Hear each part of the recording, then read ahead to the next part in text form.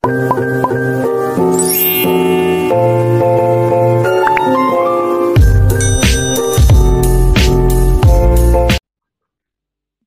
Tuhan, selamat pagi semuanya. Saudara, mari kita membuka dalam Bilangan pasal yang ke-14. Jadi pagi ini kita akan membaca Bilangan 13 dan 14. Tapi saya mengajak kita melompat langsung di Bilangan 14 ayat yang ke-24.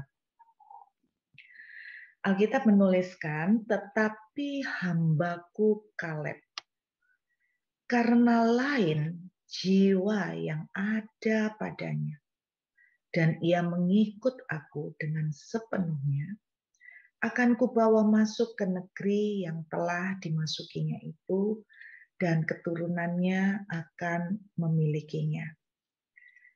Pagi ini saya percaya tidak kebetulan semua lagu yang dipilih oleh pemimpin pujian berbicara tentang janji Tuhan. Dan saya percaya juga tidak kebetulan kita mendekati untuk akhir tahun. Dan saya sangat meyakini tahun depan, bagi saya secara pribadi, saya melihat bahwa Tuhan akan membawa kita masuk ke apa yang telah Dia janjikan kepada banyak dari kita masing-masing. Alkitab menuliskan bahwa ada 2 orang plus generasi yang baru yang masuk ke tanah perjanjian. Generasi yang tua itu telah gagal untuk masuk ke negeri Kanaan.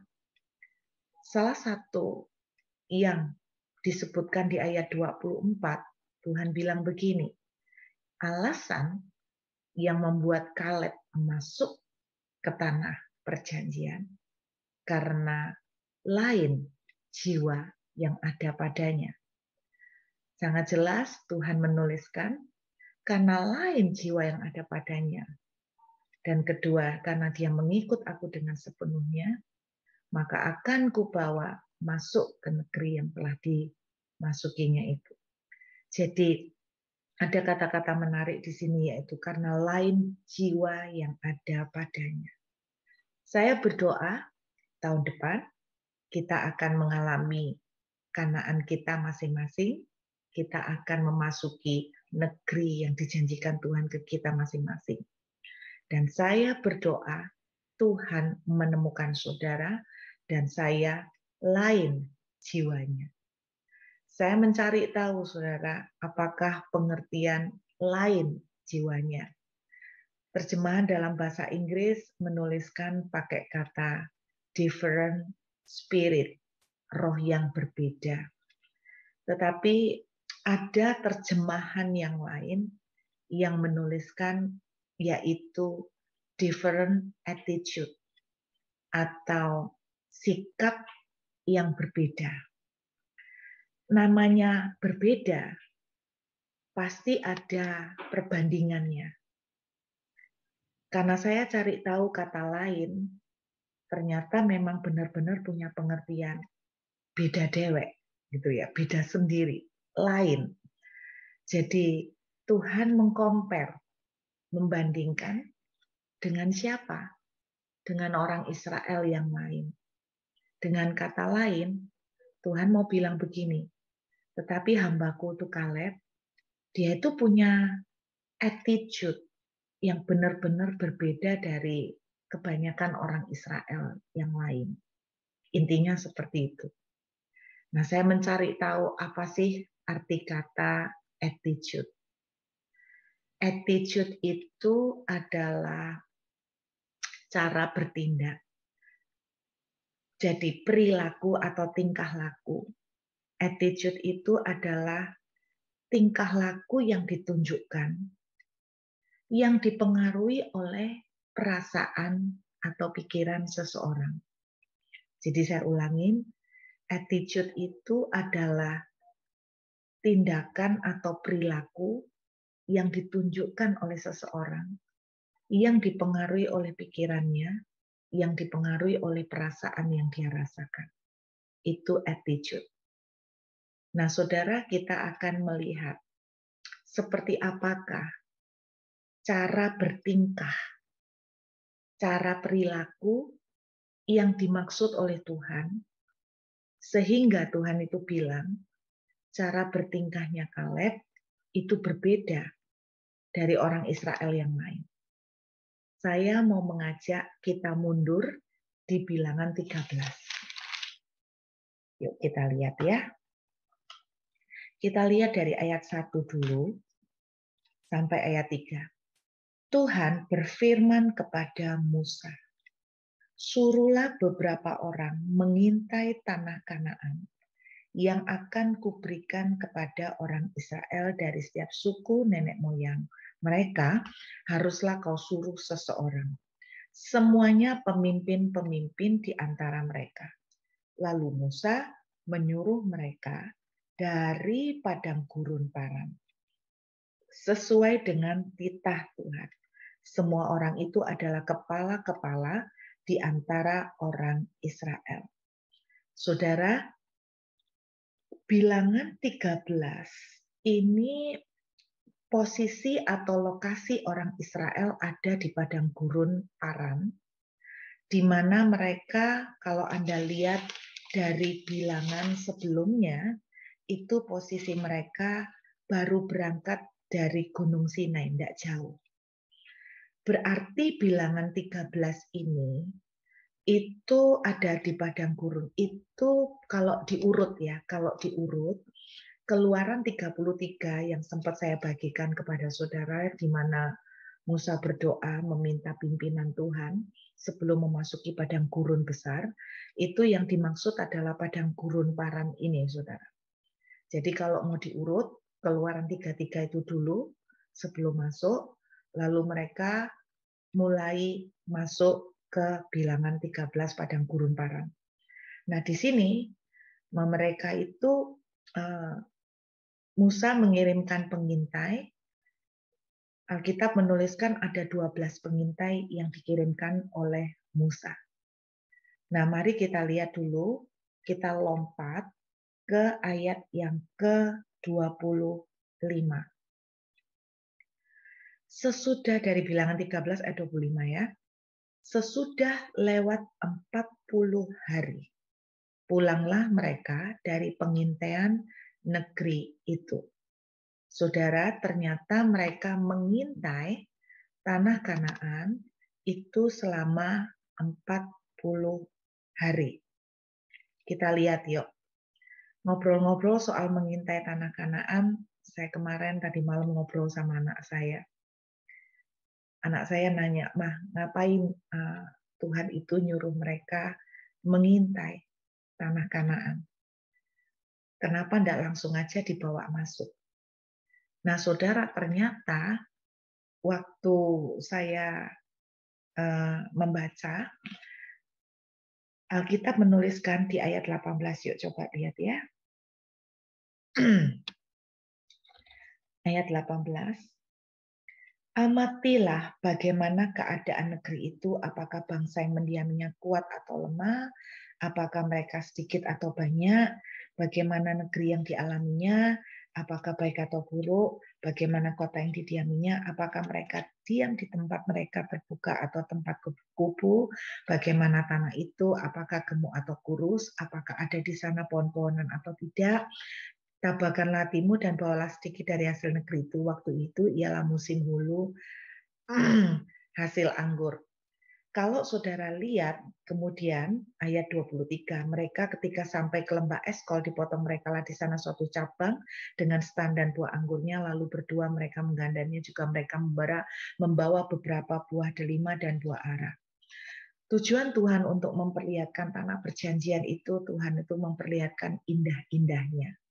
Tuhan memperlihatkan yang luar biasa. Tuhan melihatkan betapa berlimpahnya negeri itu.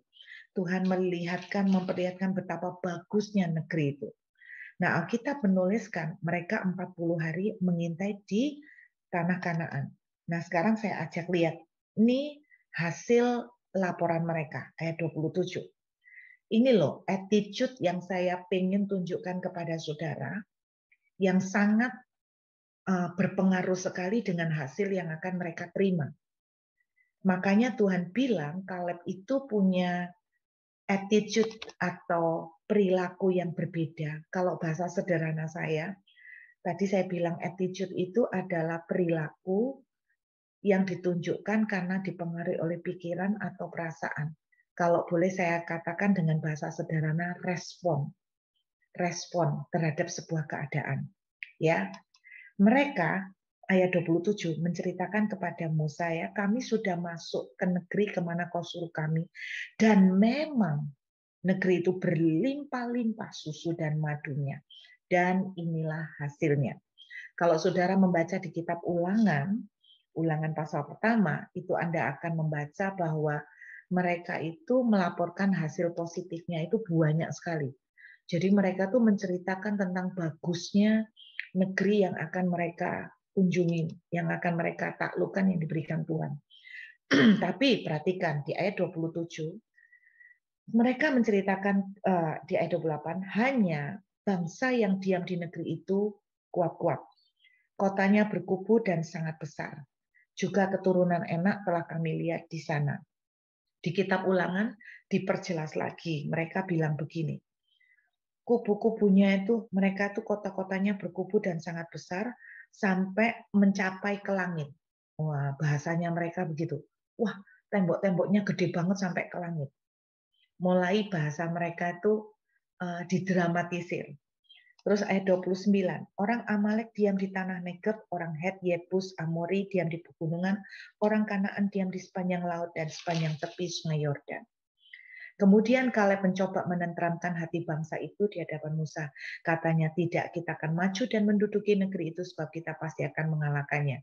Tetapi orang yang pergi ke sana bersama dengan dia berkata, kita tidak dapat maju menyerang bangsa itu karena mereka lebih kuat daripada kita. Juga mereka menyampaikan kepada orang Israel kabar busuk tentang negeri yang diintai mereka. Dengan berkata, negeri yang telah kami lalui untuk diintai adalah suatu negeri yang memakan penduduknya. Jadi mereka nambah-nambahin, saudara. Padahal tidak memakan penduduk.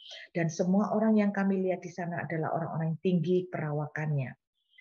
Nah, inilah yang dinamakan different attitude atau sikap yang berbeda yang ditunjukkan oleh orang Israel, terlebih 10 pengintai, dibandingkan dengan respon yang ditunjukkan oleh Kaleb. Respon apa yang ditunjukkan oleh 10 pengintai?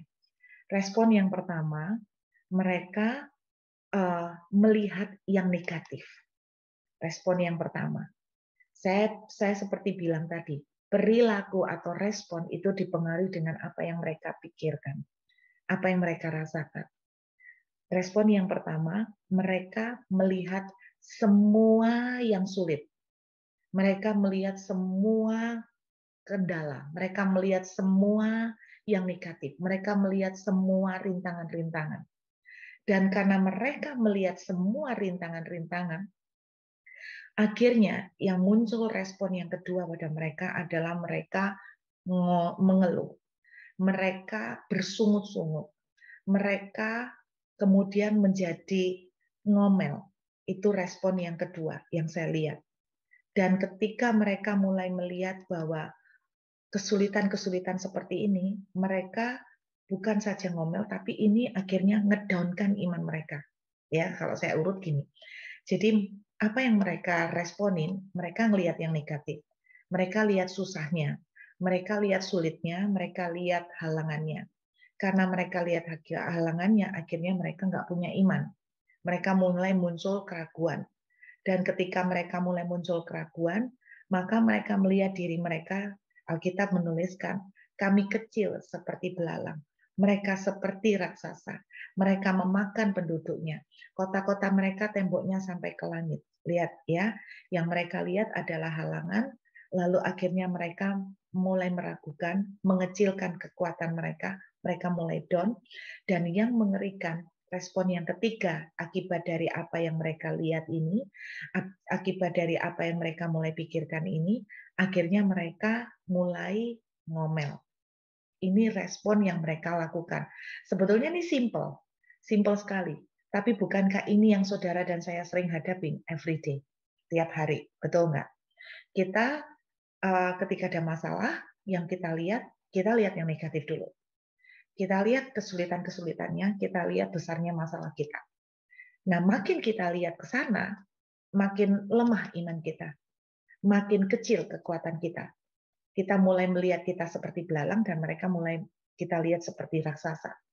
Dan yang mengerikan, setelah 2 tahapan ini kita lakukan, akhirnya yang tanpa saudara dan saya sadari, kita mulai mengeluarkan kata-kata yang negatif. Kita mulai ngomel. Saudara, ini simple, tapi perhatikan baik-baik. Kenapa saya bilang ini serem, ini ngeri hasilnya. Nah, saya mau tunjukkan, tolong petanya bisa ditayangkan, Bu Mita. Bagi yang ikut di Zoom, Anda bisa lihat petanya. Tapi mungkin yang di onset, Anda bisa lihat di peta di belakang Alkitab. Oke ya. Anda lihat, saya tadi minta tolong untuk Nita melingkari. Posisi mereka ada di padang belantara Paran. Nah, itu ya, nah, itu lingkaran yang kecil, lingkaran merah yang kecil. Ini posisi mereka. Dan mereka mengintai ke Kanaan. Nah, itu lingkaran merah yang besar di Kanaan. Saya mau kasih tahu kabar mengejutkan buat Bapak Ibu semuanya. Jarak dari padang belantara Paran menuju ke Kanaan, perhatikan ya jaraknya, sebetulnya selesai dalam 11 hari untuk nyampe. Jarak dari padang belantara Paran sampai ke Kanaan ini 11 hari. Amazing ya, 11 hari. Perhatikan saudara, kita tahu ceritanya, berapa lama mereka ada di padang gurun. Jadi yang dimaksud oleh Alkitab, mereka selama 40 tahun di padang gurun, itu adalah di daerah sekitar padang gurun Paran ini. Nggak nyampe-nyampe, jadi dari padang gurun Paran, terus naik sedikit ke Kades Barnea, ya udah muter situ, padahal sebetulnya udah bisa diselesaikan hanya 11 hari. Perhatikan, hanya 11 hari mereka sampai ke Kanaan. Tetapi yang terjadi 40 tahun. Nah, saya ingatkan, berapa lama mereka disuruh Tuhan mengintai Kanaan? 40 hari, betul? Mereka mengintai Kanaan selama 40 hari. Apa yang mereka lihat tentang Kanaan? Kanaan sulit. Kanaan orangnya memakan manusia. Kanaan tembok-temboknya tinggi seperti sampai mencapai ke langit. Ini cara mereka melihat Kanaan selama 40 hari. Akhirnya, cara melihat mereka Kanaan selama 40 hari berubah menjadi 40 tahun. Jangan dipikir ini kebetulan, semua angkanya itu ada maksud. Kanaan yang mereka lihat selama 40 hari, sungguh-sungguh terjadi menjadi 40 tahun. Perhatikan, Kanaan yang Anda lihat, apa yang Anda lihat selama ini tentang sebuah masalah. Kalau Anda melihat sebuah masalah seperti Kanaan yang dilihat oleh orang Israel, itu sungguh-sungguh akan menentukan hasil yang Anda terima. Mereka mengintai Kanaan selama 40 hari. Mereka sebetulnya masuk ke Kanaan itu 11 hari. Saya percaya untuk menaklukkan seluruh Kanaan, mungkin mereka cukup butuh 40 hari. Karena mereka mengitari Kanaan, mengelilingi semua daerah-daerahnya. Dari gunung, setiap lembah mereka kelilingin. Saya percaya mereka akan kuasain Kanaan selama 40 hari. Tetapi pada kenyataannya mereka sampai di Kanaan 40 tahun. Itu pun tidak nyampe. Yang nyampe cuma cucu-cucu mereka. Perhatikan, apa yang Anda lihat tentang masalahmu? Terjadinya delay, terjadinya perlambatan, terjadinya ketidakadaan mujizat adalah sama sekali bukan karena Tuhan yang kurang cinta sama saudara. Bukan karena Tuhan tidak menepati janji, tetapi ditentukan bagaimana respon saudara. Respon saudara adalah dipengaruhi oleh apa yang Anda pikirkan tentang Kanaan. Apa yang Anda lihat tentang Kanaan. Saya tidak tahu masalah apa yang Anda pikirkan. Kalau hari ini Anda sedang melihat suami atau istri Anda seperti sebuah Kanaan. Selama 40 tahun pernikahan mungkin. Apa yang Anda lihat tentang pasanganmu? Apakah Anda melihat sebagai seseorang yang raksasa, yang begitu sukar untuk ditaklukkan? Perhatikan. Sebetulnya untuk menaklukkan hanya singkat sekali. Tetapi dari 40 hari mengelilingi. Bukankah ini gambaran menjadi 40 tahun? Begitu lama dan panjang penundaan yang terjadi. Amin.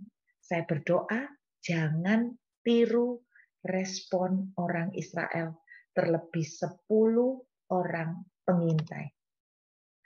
Nah, yang seremnya gara-gara 10 orang pengintai, seluruh Israel ikut nggak masuk. Kenapa? Karena reaksi yang sama.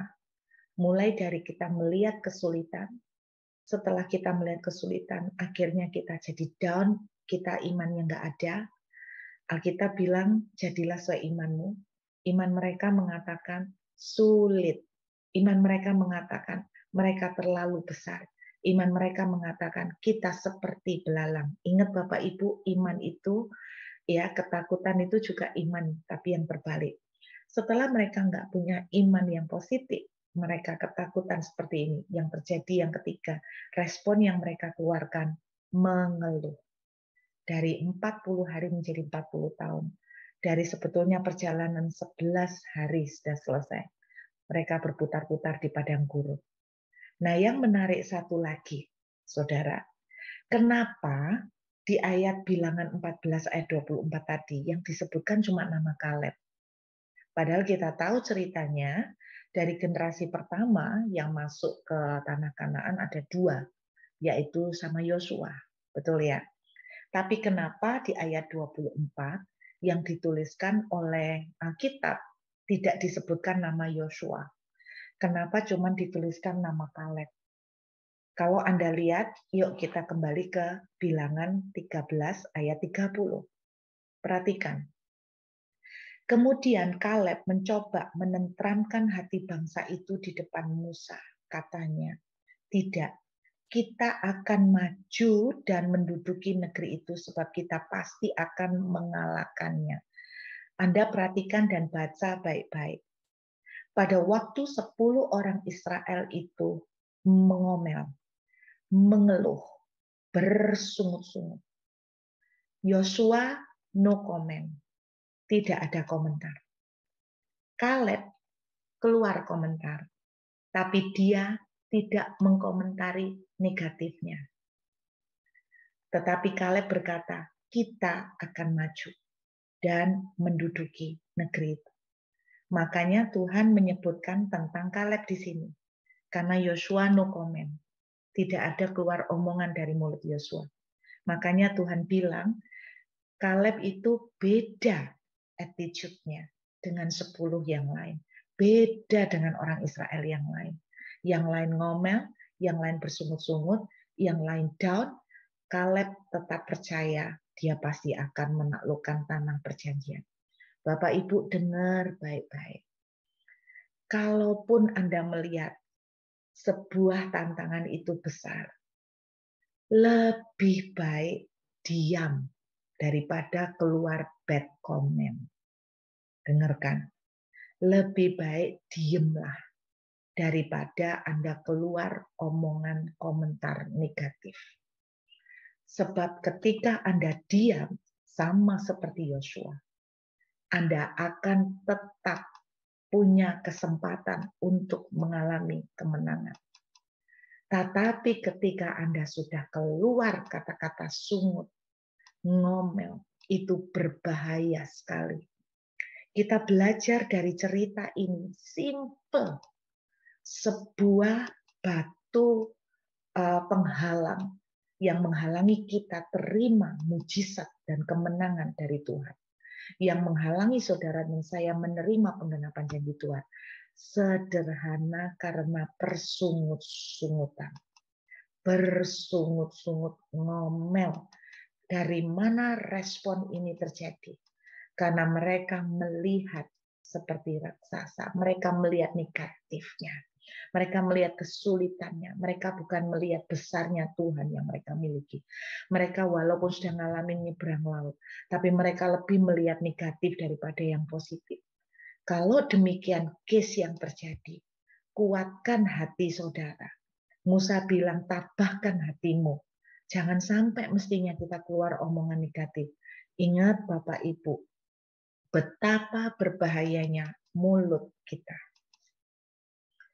40 hari menjadi 40 tahun. Bukan Tuhan tangannya tidak menolong. Tetapi yang membuat saudara dan saya berlama-lama, yang membuat saudara dan saya gagal menerima janji Tuhan.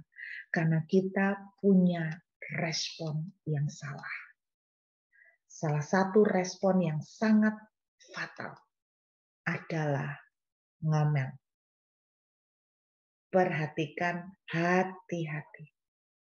Mulai dari apa yang Anda lihat, perhatikan, pikirkan yang positif. Supaya mulutnya keluar yang positif. Kalau Anda tidak bisa mengeluarkan positif mulutnya, lebih baik diam. Datang ke hadirat Tuhan, menguatkan diri. Lebih baik ngambil sikap seperti Yosua. No comment, kan kira-kira gitu. Tapi Kaleb mengucapkan, kita pasti menduduki. Makanya Tuhan bilang, lain responnya Kaleb. Makanya aku akan bawa dia masuk ke tanah perjanjian. Amin. Firman Tuhan pagi ini simple. Tidak boleh ngomel. Amin. 40 hari jadi 40 tahun. Saya berdoa kita punya respon yang beda. Setiap kita pasti punya masalah. Tapi pagi ini saya mengingatkan, apa yang kau lihat dari masalahmu? Kalau kau melihat orang enak raksasa, kalau kau melihat kubu seperti tembok yang sampai ke langit. Biasa orang tuh kalau negatif itu tambah didramatisir. Ya. Dan sekarang pagi ini saya berdoa renungan yang simpel. Jangan sampai kita meniru apa yang dilakukan oleh 10 pemimpin. Mulai hari ini, saudara-saudara yang di onsite, katakan satu sama lain. Jangan sampai ngomel ya. Jangan sampai ngomong yang negatif ya. Ingat, harusnya 40 hari itu udah bisa naklukkan tanah Kanaan. Jadi 40 tahun. Harusnya nyampe 11 hari. Jadi 40 tahun. Gila banget. Gila banget. Be careful. Mulut ini bahaya banget. Mulut ini bahaya banget. Kalau enggak bisa ngomong positif, lebih baik diem. Amin. Jangan pernah ngomel. Jangan punya respon yang negatif. Biarlah kita punya respon seperti Kaleb. Different attitude. Amin, saudara. Saudara, tadi sepanjang hari ini kita menyanyikan lagu tentang janji. Saya mengajak, bolehkah pemain musik pemimpin pujian menyanyikan lagu pertama, Janjimu Seperti Fajar. Saudara, pada waktu dinyanyikan lagu ini, saya tuh tadi tidak bisa menahan air mata. Karena ini lagu yang saya dengar, pertama kali saya dengar ketika saya balik ke Tuhan, karena saya sempat kecewa dengan Tuhan, dan saya pada waktu tahun itu mengalami kondisi bukan titik nol lagi sebetulnya, minus. Dan kalau bisa difoto pada waktu itu, muka saya seperti tengkorak, kurus sekali. Saya betul-betul ada di titik minus. Dan kemudian ketika saya sangat putus asa, seseorang mengajak saya ke sebuah persekutuan doa. Wajah saya seperti tanpa hope, tanpa harapan. Saya ngelihat orang itu seperti kayak orang mabuk, istilahnya pandangan kosong. Dan ketika saya sampai ke persekutuan doa itu, tiba-tiba lagu ini terdengar. Dan Tuhan berkata kepada saya, pada waktu saya di PD itu, Tuhan itu bilang begini, kamu itu anakku, masakan aku tidak akan menolong kamu. Kalau aku sendiri tidak membiarkan, tidak menghemat, tidak pelit, tidak menahan untuk nyawaku kuberikan, masakan aku tidak akan melakukan sesuatu untuk menolong. Nah, semua janji yang kuberikan kepadamu, kalau langit ini bisa berlalu, aku tidak pernah mengingkari. Sampai Alkitab, sampai nyanyian ini bilang seperti fajar yang pasti akan selalu muncul. Pasti akan selalu muncul. Dan pagi ini, apapun tantangan yang sedang Anda hadapi, pagi ini saya ingin mengajak kita percaya.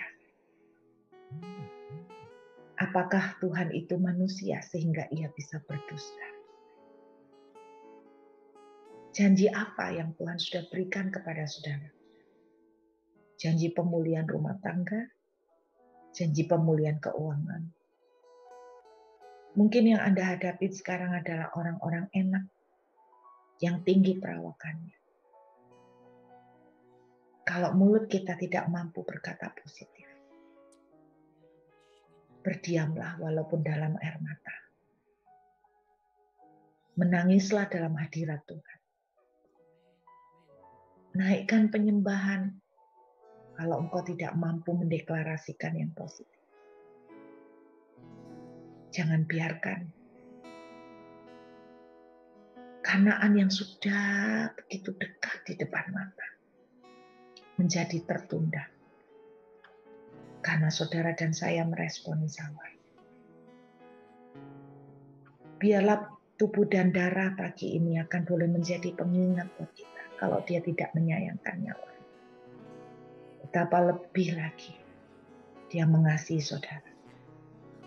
Yuk kita nyanyikan pujian ini dengan iman. Janjimu seperti fajar pagi hari yang tiada pernah terlambat bersinar. Cintamu seperti sungai yang mengalir, dan ku tahu betapa dalam kasih-Mu. Janjimu seperti fajar pagi hari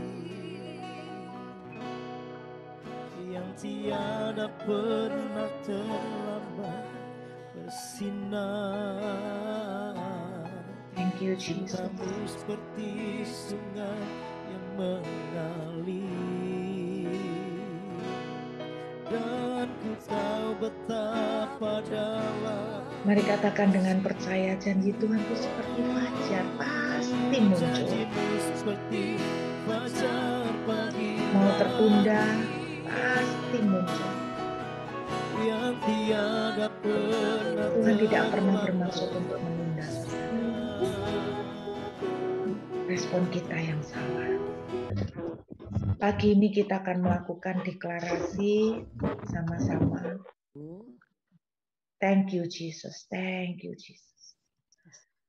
Kita akan katakan sama-sama. 1, 2, 3. Saya hanya akan menggunakan kata-kata berkat dan bukan kutuk. Amin, saudara. Amin. Saya hanya akan menggunakan kata-kata berkat dan bukan kutuk. Saya hanya akan mengucapkan kata-kata yang positif dan bukan negatif. Amin. Saya mendeklarasikan bahwa saya hanya akan berbicara dengan menggunakan kata-kata yang memberkati dan berkemenangan yang keluar dari iman atas diri saya sendiri, keluarga, atas masa depan saya, dan orang-orang yang saya kasihi. Saya tidak akan menggunakan kata-kata saya untuk menceritakan tentang tekanan dari situasi saya, tetapi sebaliknya, saya akan menggunakan kata-kata saya untuk mengubah situasi saya. Saya memanggil anugerah dan kasih karunia dari Tuhan untuk bekerja atas setiap situasi dalam hidup saya. Memanggil ketenangan dan ketentraman yang menerobos. Memanggil kesembuhan serta restorasi yang saya perlukan. Saya tidak akan berbicara kepada Tuhan mengenai seberapa besarnya masalah saya. Tapi justru saya akan berbicara kepada Tuhan tentang seberapa besar Tuhan saya. Dengan makan roti ini, yuk kita angkat. Dengan makan roti ini yang saya percaya adalah tubuh Kristus, maka saya beriman dan percaya apa yang saya deklarasikan pasti akan terjadi di dalam nama Yesus. Yuk kita makan sama-sama dengan iman dalam nama Yesus. Mari kita makan dengan percaya.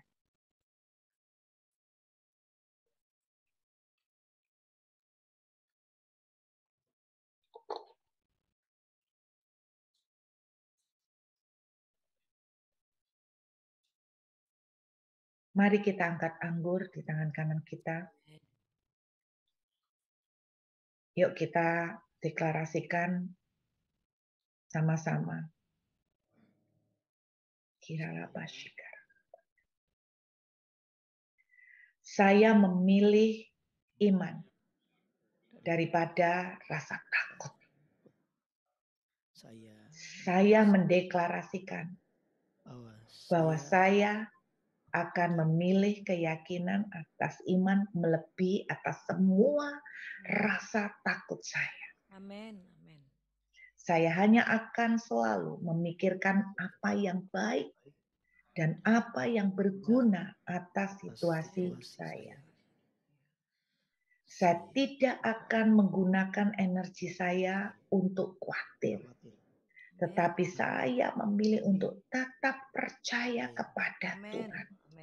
Rasa takut dan khawatir tidak akan mengambil bagian dalam hidup saya.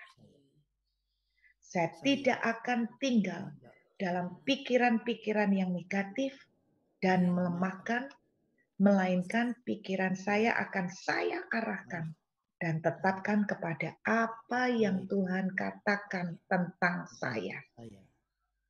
Saya percaya rencananya bagi saya adalah untuk hidup sukses dan berhasil, untuk kebaikan, untuk kemenangan, untuk kesehatan dan kelimpahan, serta untuk damai sejahtera. Dengan minum anggur ini, yang saya percaya adalah darah Kristus, maka saya beriman dan percaya apa yang saya deklarasikan pasti akan terjadi dalam nama Yesus. Amin. Mari kita minum dengan iman.